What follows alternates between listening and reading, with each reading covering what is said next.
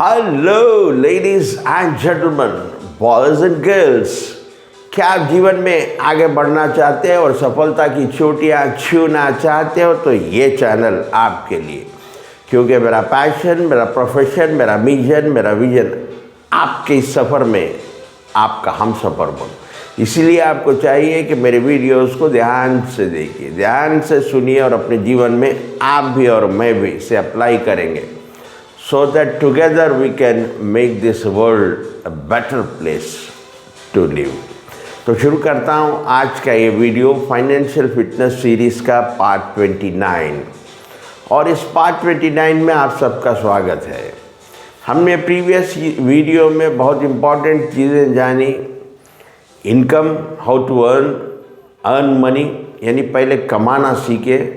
पहले एक सोर्स नहीं बल्कि एक से ज़्यादा सोर्स से अपने इनकम सोर्सेस बनाइए। एक इनकम पर डिपेंड मत रहिए, यानी अर्निंग करिए, पैसा अर्न करिए। उसके बाद सेकंड आता है पैसा मैनेज करिए। जब अर्न करना आ गया आपको तो उसके बाद आपको मैनेज करना आना चाहिए। पर्टिकुलरली उस जो अर्न करे हुए पैसे को कुछ पार्ट सेव करना आना चाहिए। अब आप सेव कर लिए तो थर्ड स्टेज आता है मल्टीप्लाई करना, यानी उस सेविंग को मल्टीप्लाई कैसे करें, ग्रो कैसे करें, मैक्सिमाइज कैसे। ये चीज़ें हमने लास्ट वीडियो में जानने की कोशिश की, समझने की कोशिश की।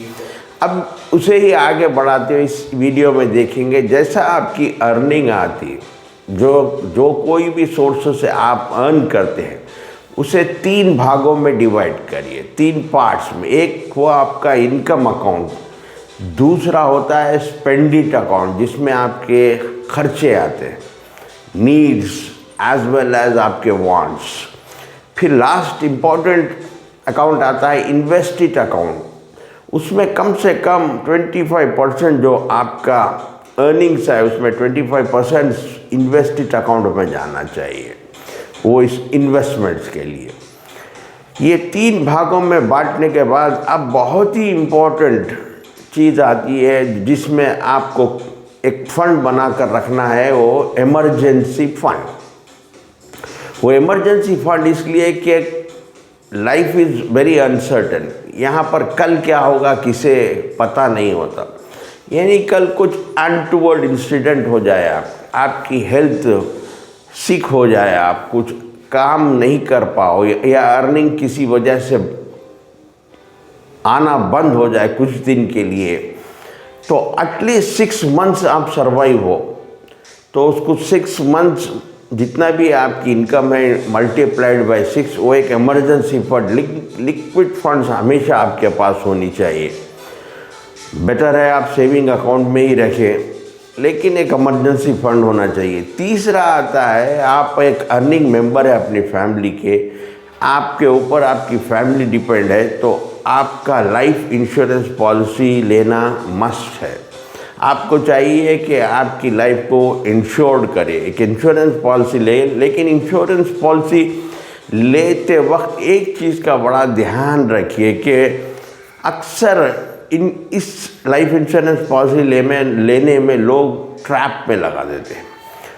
उन्हें हथेली में जन्नत दिखाते हैं, उन्हें बोलते हैं कि ये मनी बैक पॉलिसी ले लो, ये यूलिप पॉलिसी ले लो, या कई और चीज़ें उसके अंदर बताते हैं। तो याद रखिए, insurance is not investment. Investment एक अलग चीज़ है और इंश्योरेंस अलग चीज़ है। सिर्फ आपको चाहिए इंश्योरेंस में एक सिंपल टर्म पॉलिसी लीजिए, जिससे आपका प्रीमियम भी बहुत कम बैठेगा और आपको आपके लाइफ को सिक्योर कर देगा। आपको कुछ होने पर लमसम अमाउंट आ जाएगा, आपको इसका ध्यान रखना होगा। फोर्थ चीज़ जो बहुत इम्पॉर्टेंट है, आप जो इन्वेस्टेड अकाउंट में पैसा रखें, जहाँ पर आप इन्वेस्ट करने वाले हो वो इन्वेस्टमेंट डाइवर्सिफाई होना चाहिए। आपने कहावत सुनी, don't put all eggs in one basket, यानी पूरे अंडों को एक बास्केट में कभी नहीं रखना चाहिए, क्योंकि अगर वो बास्केट छूट गया तो पूरे अंडे फूट जाएंगे। इसलिए आपको चाहिए कि डिफरेंट जगह पर आपका इन्वेस्टमेंट होना चाहिए। फॉर एग्ज़ाम्पल कुछ गोल्ड में, कुछ डेट फंड्स में, कुछ इक्विटी में, कुछ रियल एस्टेट में, ताकि आपका फंड अच्छी तरह डाइवर्सिफाई। अगर आप स्टॉक मार्केट में भी एंटर हो रहे हो, अगर शेयर्स ले रहे हो, शेयर्स भी डिफरेंट सेक्टर्स के शेयर्स आपके पोर्टफोलियो में होना चाहिए, जिसमें बैंकिंग सेक्टर हो, जिसमें आपको इंफ्रास्ट्रक्चर हो, जिसमें ऑटोमोबाइल हो, जिसमें फार्मा हो, जिसमें मेटल हो, ऐसे कुछ सेक्टर्स को जो अच्छा करते हैं उसमें अपना इन्वेस्टमेंट को डाइवर्सिफाई करना चाहिए। अब हमारे में एक प्रॉब्लम बहुत बड़ी है, वो प्रॉब्लम ये है कि अक्सर हमारे लोग की जो प्रोग्रामिंग होती है बचपन में, यानी कंडीशनिंग होती है हमारी फैमिली में लेकर या सराउंडिंग्स में लेकर, वो एक नेगेटिव प्रोग्रामिंग होती है पैसे को लेकर। ख़ास तौर पर आपने जुमलों को सुना होगा, money is very tough to earn. पैसा कमाना आसान नहीं है, पैसा कमाना बहुत मुश्किल है। Money never grow on trees, पैसे झाड़ों पर नहीं उगते। ये सब रॉन्ग बिलीव्स दिए गए हमें, इन्हें हमें रिमूव करना होगा। इस पहले हमारे माइंड की रीप्रोग्रामिंग करनी होगी, हमारे माइंड सेट को चेंज करना होगा। मनी ग्रो होते हैं ट्रीज में। एक एग्जाम्पल से आपको एक्सप्लेन शेयर करने की कोशिश करूँगा। एक टाइम पर एक दो दोस्त थे, बहुत जिगरी दोस्त, बाबा और बबलू। इनके पास कोई काम नहीं था, सिर्फ बैठना झाड़ के नीचे दिन भर टाइम वेस्ट करना। तो उस जगह पर, उस जहाँ पर वो गांव में रहते, वहाँ पर पानी का बहुत शॉर्टेज हो गया। तो वहाँ के जो गांव के जो इंचार्ज होते, वो एक टैंक बनाते हैं, बड़ा टैंक बनाते हैं और कहते हैं इन लोगों से कि वो खरीफ की नदी से बकेट में पानी भरना लाना, हर बकेट को कुछ दिया जाता है।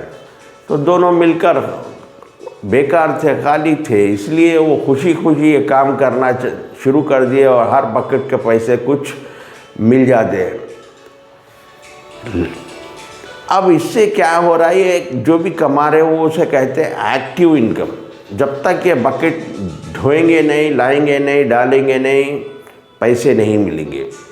इसमें बाबा के माइंड में एक आइडिया आया कि क्यों ना हम लाने के बदले में हम एक पाइपलाइन डालें, ताकि पानी वहाँ से आए और हम बकेट से नहीं लाकर हम काम नहीं करें तो भी पैसा आना शुरू हो गया। तो इसे कहते हैं अगर पाइपलाइन लगा दिए, पानी आना शुरू होगा और पैसे आने शुरू हो गए, तो इसे कहते हैं पैसिव इनकम। बिना कुछ करे पैसे आना।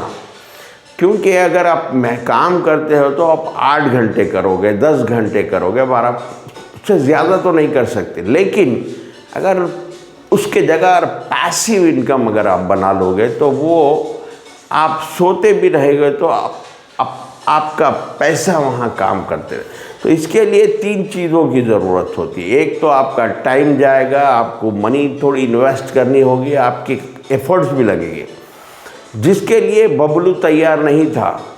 वो कह रहा ना, मैं इसी में खुश हूँ, बस है जितनी भी बकेट लाता हूँ डालता हूँ, मुझे पैसे आते, बकेट को 8 आने 4 आने जो भी है काफ़ी है, मुझे सफिशिएंट है, मैं इसमें गुजारा कर लूँगा, इसमें खुश हूँ।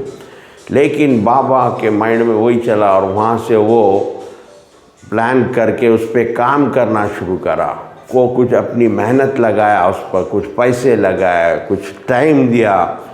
कुछ दिनों के बाद वो पाइपलाइन तैयार हो गई। जैसा ही वो पाइपलाइन तैयार हो गई, बिना कुछ करे खाली वाल को ऑन और ऑफ करना था। जब भी वॉल ऑन करो पानी आना शुरू, ऑफ करो बंद हो जाता। तो वहाँ पर इन बबलू जैसे लोगों को काम पर लगा देते हैं और बाबा घर में आराम करे तो भी पैसा आना शुरू हो जाता है। वो ना सिर्फ इस गांव में पाइपलाइन किया, उसके बाद वो अपने बिजनेस को आगे बढ़ाता गया। दूसरे गांव पर भी, जहाँ पर भी ऐसी पानी का ज़रूरत थी, नीड थी, वहाँ पर भी पाइपलाइन लगाना शुरू कर दिया। तो ये जो पैसा आता था पाइपलाइन के थ्रू, ये money never grow on trees बोलते हैं ना, ये तो मनी झाड़ पे लगे इसकी। जब चाहे पानी का बाल्ब खोला, पानी आना शुरू, पैसा आना शुरू। तो ऐसा होता है, माइंड को अप्लाई करना होगा, नए नए आइडियाज़ को यूज़ करना होगा। तो आज इस पार्ट में एक और थ्योरी मैं आपके साथ शेयर करने जा रहा हूँ, उसे कहते हैं 7R थ्योरी। बहुत पहले इंडस्ट्रियल रिवोल्यूशन से पहले 2R काम करते। एक था रेट, दूसरा था रेम्यूनरेशन। दो चीज़ से लोग को पैसा आता था। एक कुछ चीज़ बेचने से उसका रेट होता था। फॉर एग्जाम्पल पैंट का एक रेट होता था, पैंट बिकती थी उसका एक रेट आता था। शर्ट बिकता, शर्ट का एक रेट होता था। उसके बाद दूसरा R था रेम्यूनरेशन। सर्विस, कोई चीज़ बेचते तो रेट आता था पैसे। कोई सर्विस आप देते, जैसा कि आप डॉक्टर है, आपको रेम्यूनरेशन आता, सर्विस देते। आप लॉयर है, आपको रेम्यूनरेशन आता। उसके बाद थोड़ा चेंजेस आया, इंडस्ट्रियल रेवोल्यूशन आया। इंडस्ट्रियल रेवोल्यूशन के आने के बाद अब क्या होगा, चीज़ें रेप्लिकेट होना शुरू, रेप्लिकेशन जिसे बोलते हैं। मशीन्स आ गए इंडस्ट्रीज आने के बाद। एक पेपर अगर लिखते हैं, उसे अगर 100 कॉपी बनाना तो 100 कॉपी को भी लिखना पड़ता था, हर पेज आपको लिखना पड़ता। उसके बाद मशीन आ गई, आप एक कॉपी लिखो, उसके बाद जितने भी चाहिए आपको ज़ेरॉक्स कर लो उसे। ठीक उसी तरह थिएटर्स हुआ करते थे पहले।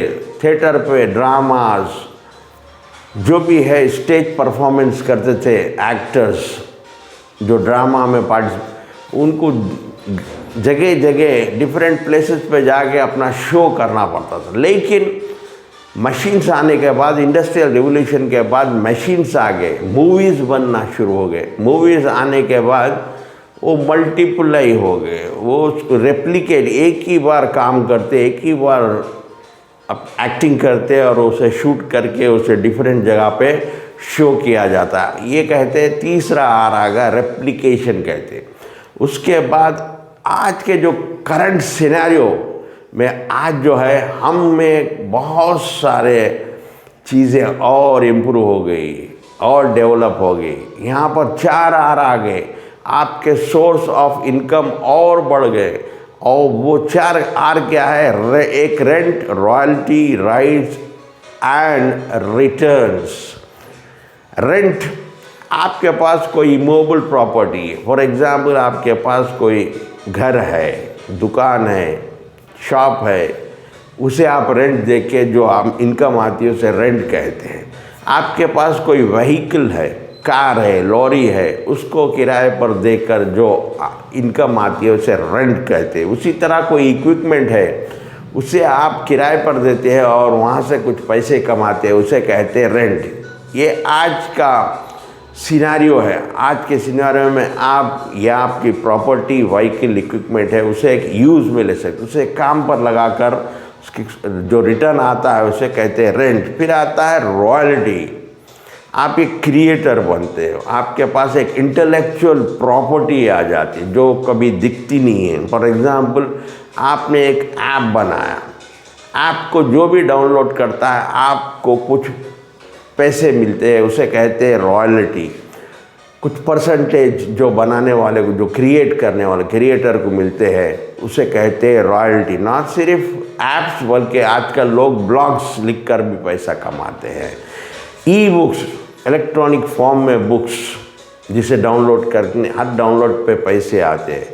यूट्यूब से भी एक बार यूट्यूब पे अपलोड करते हैं, उसे जो क्लिक करता है, देखता है, वहाँ से भी कुछ मनी जनरेट होता है। इन सब चीज़ें रॉयल्टी में आती है। एक होगा रेंट, रॉयल्टी।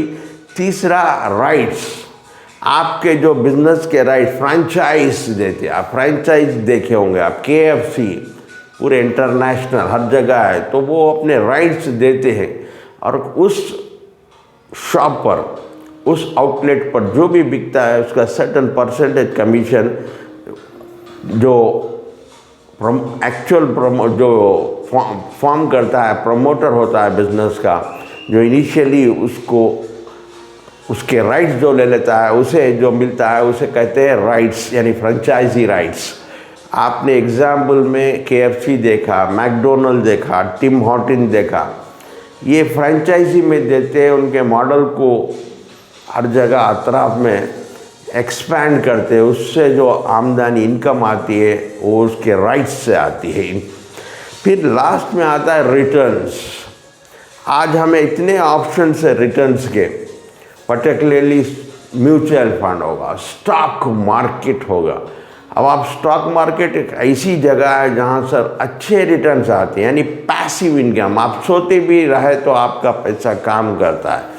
एक एग्जाम्पल सिर्फ दूंगा विप्रो कंपनी के। अगर आप 1981 में 10,000 रुपये अगर इन्वेस्ट करे होते विप्रो में, तो वो 2021 आते आते 800 करोड़ बन गया आपका पैसा, यानी उतने रिटर्न्स आ गए। आप एक एग्जाम्पल मैंने दिया है, लेकिन इसके लिए आपको कुछ शेयर मार्केट की नॉलेज होनी चाहिए, शेयर मार्केट को लर्न करना चाहिए।